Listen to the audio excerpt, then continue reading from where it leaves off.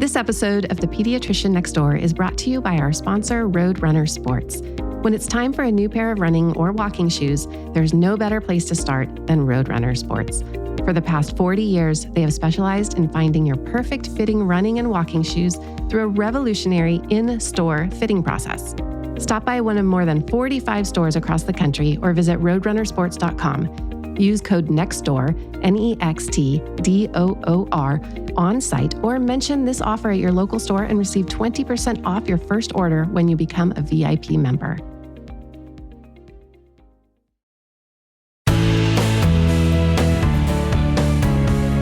My resident saw this 17-year-old teenage boy for his sports physical last week, and she did the whole entire physical exam, talked to him about his sport, all of that. And as she was leaving the room, he said, "Oh, let me ask you one thing. Is it normal that my nipples make a little milk?" And I was so glad that he felt comfortable with her to actually ask this question. But what was interesting is that he didn't have any enlargement of his chest. He didn't have man boobs, which we call gynecomastia, but he did have galactorrhea, which is when you make milk when you're not supposed to. And we know that this can be from like a little brain tumor, which sounds really bad, but it also can be caused by a lot of different drugs and supplements. So she went back, she sat down, and she asked him, "Are you on anything? Are you taking any supplements?" And the list of supplements he was taking filled up a page. There were a lot of different things. We weren't surprised. A lot of teen boys are taking supplements. The sports supplement industry is at least $90 billion a year. We know that from studies, 60% of high school athletes take some form of dietary supplement. And they went back and in 2012 did a study and it showed that 35% of boys were using protein supplements and 6% were using steroids. In Wisconsin, they did a study of 37 public high schools and found that 30% of high school football players were using creatine, which I think is the most commonly used supplement. And I'm going to talk about that today. High school athletic programs are more competitive than ever, and students are looking for an edge to get them on the team and to perform better at the top. They want to be recruited by colleges. And it's this vicious cycle. You've got these teenagers who have a combination of too much physical activity and not so nutritious calories, and it leads to students who are tired, and then they look for energy, and they're taking supplements and drinking energy drinks to keep them going. If you haven't heard my episode about how to fuel your young athlete with food and keep them hydrated, go back and listen to episode 33. It's all about sports nutrition. Today, I'm talking about the most used supplements like creatine, amino acids, caffeine, and a few others. I'm going to talk about which ones work, which are garbage, and what's safe. I'm Dr. Wendy Hunter, and I'm the pediatrician next door. I'm that doctor friend you call for practical advice about your kid's health. I mix the science of medicine with the reality of parenting. It's been really interesting to see in the news that testing for performance-enhancing substances has become really common among all sports, but even among high school now. So teenagers are used to thinking about what supplements they can and can't use. And they're interested in nutritional supplements that are marketed because they think that they're safe and they're legal and that they're helpful. So this is a difficult thing for all of us to navigate. I want you to watch out for supplements that say they increase muscle mass. They're more likely to have anabolic additives, which are banned from sports, and they're not good for you long-term, obviously. So watch for that label on things, increasing muscle mass. That's a no-go for me. There was a 2004 study. They looked at 634 supplements from 215 different companies across 13 countries. And the scientists analyzed these and found that 15% of them were contaminated with hormones or pro-hormones. Most of them were anabolic androgenic steroids, and those are all banned. So you don't know what you're taking is the point. These supplements are not regulated, and many of them do have cross-contaminants that are things that you're not supposed to have. Pre-workout supplements are especially suspect to me because they do often contain stimulants and they're often advertised to lean you out. So that's another thing to look at on labels. And if you read the ingredients on these, the supplements often name the plant from which the stimulant is coming from or the chemical name rather than the common name. So it can be hard for you to tell if a supplement is safe. But there's a great website you can check. It's called the Informed Sport website. It's sport.wetestYouTrust.com. And you can enter the name of a supplement and see if it has been tested for all of these contaminants. All right, what is the most commonly used supplement among teenagers? It's creatine. I hear about it all the time. It's the most widely used among all athletes because it's not prohibited. And studies have shown that it can be effective during one particular type of exercise, and that's short duration, high intensity things like weightlifting. And one particular form of creatine, which is phoscreatine, it provides a source of phosphate that helps synthesize ATP, which you may remember from biology is what powers our muscles. It's the energy inside muscle cells. So supplementing with creatine, it increases the resynthesis of phoscreatine in the muscle when you're recovering. So that's why there's a good biologic basis for it. A lot of studies do show that it helps with sports where you like sprint or have a very short duration of using your muscles, like heavy weightlifting, but it hasn't shown a lot of benefit in a couple of groups. One, in women, it hasn't shown a lot of help. And then in endurance sports. It really hasn't shown any benefit except with maybe road cycling because they have high intensity bursts when they climb mountains, things like that. There aren't many studies in teenagers, and this is a group of kids that uses creatine a lot. And unfortunately, we don't know a lot about it. We do know it doesn't seem to have a lot of side effects. I mean, I wish it did because then I could tell teenagers not to use it. But there really aren't any studies to back up anything regarding creatine safety or effectiveness.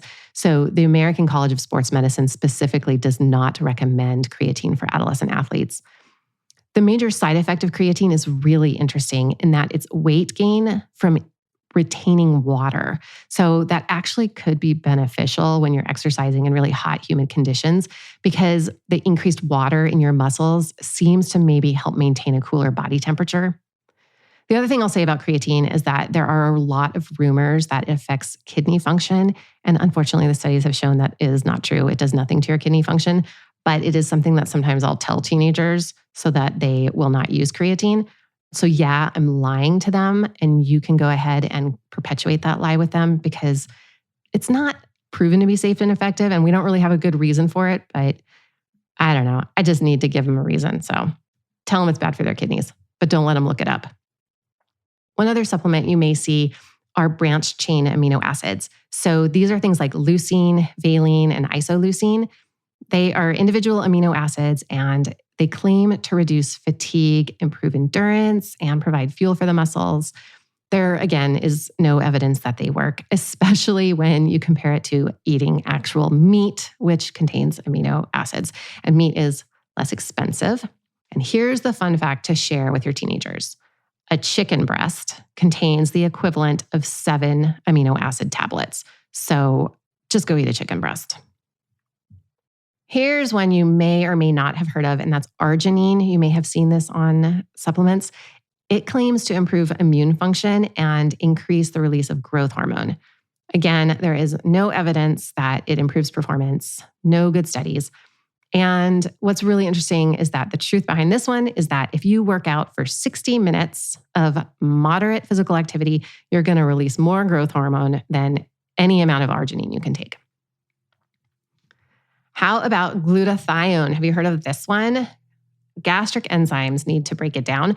So you really can't take glutathione by mouth and expect to absorb it. You need to either put it on your skin, so transdermally, or you need to nebulize it so that it goes in through your lungs. Some manufacturers do put it in like a liposome so that it gets absorbed later in your gut, but I don't actually think that works either. Here, the research suggests it's better to get natural glutathione. It does help with your muscles, but it's better to get it from your food like garlic, broccoli, asparagus, avocado, and spinach. All right, I can't wait to share this one. The last supplement I want to share is colostrum. I think this is disgusting. It's my new favorite though. I didn't know about it until a patient asked me a few weeks ago if they could give it to their baby. And I was like, please don't do that. But it's from lactating cows and they make the basically breast milk of a cow into a powder. There is absolutely no evidence that this has any effect on performance. I I think it's creepy. So I don't know, call me, tell me what your experience is with colostrum. Go ahead and defend it. But, ugh.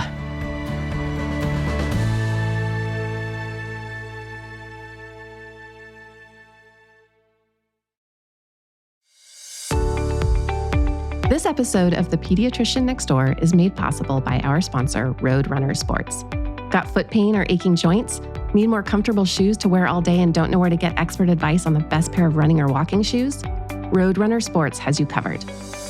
Stop by one of Roadrunner Sports' 48 stores across the country and experience the Perfect Fit Zone, a revolutionary fitting process that takes personalized shoe comfort to a whole new level. The experts at Roadrunner Sports learn about your running, walking, or fitness habits, dig into any aches, pains, or injuries to help guide your shopping experience. They even scan your foot in 3D to find the perfect size to analyze your arches for any imbalances. With all the top fitness brands such as Brooks, Hoka, On, Asics, Saucony, Nike, and more, this truly feels like running shoe heaven. Not close to one of their stores? The virtual Fit Finder will simplify your shoe buying journey online and help find perfect fitting shoes just for you. The best part? Their VIP family program will ensure you receive savings and rewards cash on every order. You even get 90 days to test run your shoes to be sure they are perfect for you. Stop by roadrunnersports.com today to learn more about the fitting experience and find your local store. Use code NEXTDOOR, NEXTDOOR on site, or mention this offer at your local store and receive 20% off your first order when you become a VIP member. Find your best fit ever at Roadrunner Sports today.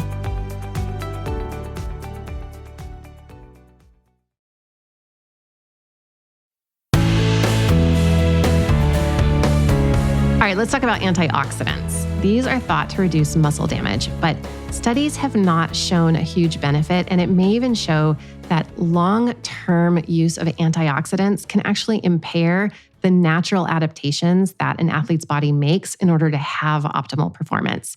So you really don't need to take any supplemental antioxidants. They are naturally occurring in food, and so I'm going to talk about that at the end. But let me just mention one, and that's nitrates.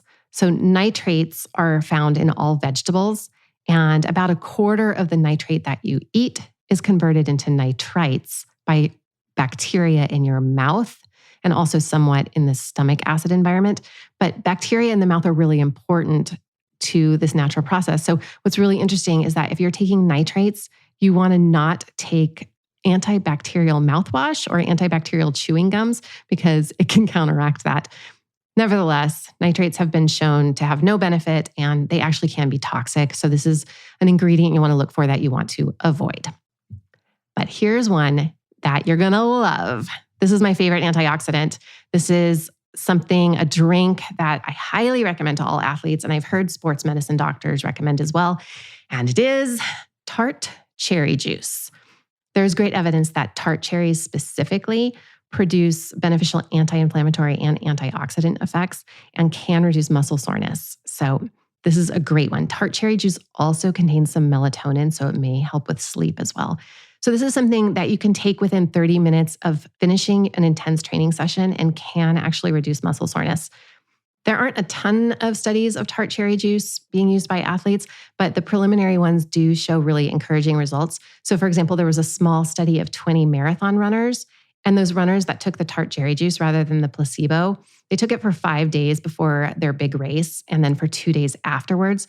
The ones who drank the cherry juice had faster recovery and reduced levels of inflammatory markers when they tested their blood. Then there was another small study of 16 cyclists, and they also showed improved performance and enhanced muscle oxygenation when they drank tart cherry juice. So this is your go-to antioxidant, and I want to note it is a real food. All right, moving away from antioxidants, I want to talk about caffeine.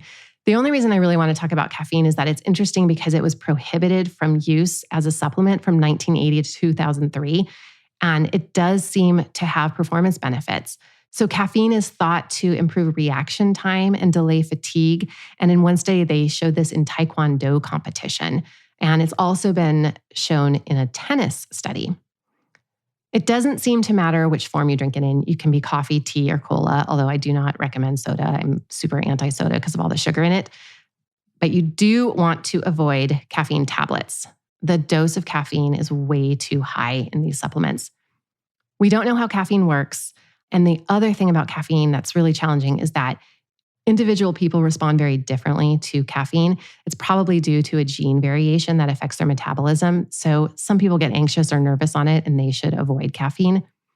One more really interesting thing that I can't believe I never knew about caffeine is that oral contraceptives or birth control pills can make it take twice as long for caffeine to break down in someone's body due to the caffeine effects on the liver. So just kind of a fun fact. Caffeine in general, it seems to be safe. Tell your kids not to take it in a supplement, but they can drink a little coffee or tea. I generally say this is for like over age 14, maybe over age 16, because young kids really do not need caffeine. Energy drinks, on the other hand, I am absolutely against. There are a ton of drinks that are marketed as energy drinks that have a ton of stimulants in them, and the amount of caffeine is just astronomical in these. They're really just not good for you. But the other thing about energy drinks is that they have a ton of sugar in them. And that extra sugar can cause nausea, bloating, and diarrhea. Plus, the caffeine acts as a diuretic. So if you're taking a ton of caffeine, you're going to pee a ton, and that is going to work against your hydration status. In studies, the only benefits of energy drinks were found to be exclusively due to the small benefit of caffeine. And the rest of the stuff in those energy drinks is pure garbage. So what I would recommend is if your kid really wants some caffeine, I'd probably go for green tea without sugar, or maybe like a green tea latte. That'd be fine too. All right, drum roll please, because I'm excited to share my number one recommended sports drink. You know, I love tart cherry juice. I'm okay with caffeine, but here it is. The ultimate after-workout drink is chocolate milk. It is the perfect combination of carbohydrate and protein. It's got a 4-to-1 ratio of carbohydrate to protein, which is ideal. And it has fluid in it. Obviously, it has water in it. And it also has things like sodium, which you need as well. You want to drink chocolate milk immediately after working out, and then you can have a little bit more 2 hours after exercise. That appears to be optimal for recovery. There are tons and tons of great research studies that do show good effects on recovery from chocolate milk. When you're trying to figure out what to give your child or encourage your kids to drink or eat after sports, here's your guiding principle. Young athletes, they need simple, healthy foods that give a balance of calories, protein, carbohydrates, and fat. They need these for their normal growth and to have plenty of energy for their sport. Most young athletes, they need 3 well-balanced meals a day with snacks in between. So remember my every 3 hours feed them rule. And those snacks should emphasize a variety of fruits, vegetables, whole grains, and lean proteins. And it's very important to stay hydrated by drinking mostly water. I know you want to get packaged bars and drinks because it's so much easier and more convenient for your busy athletes. But for those younger kids, the ones who practice like 45 minutes, 50 minutes, they do not need these packaged foods. They do not need protein bars. For the busy teenage athletes and they're doing like 2-hour workouts, the packaged bars are probably more convenient and they can handle the calories. But young kids need to have an understanding of how to feed their bodies through their lifetime. And this is your opportunity when you can control what they eat to give them whole foods. Give them a piece of fruit. Give them things that you know what the ingredients are. When you look at an apple and you say, what's the ingredient? It's an apple. When you look at a protein bar, you can't even read half the ingredients. Even the ones that you think are simple and are whole foods, they're still overprocessed. Try not to make a habit out of providing these packaged foods. I know you can't avoid them in your teenagers because they can go buy whatever they want.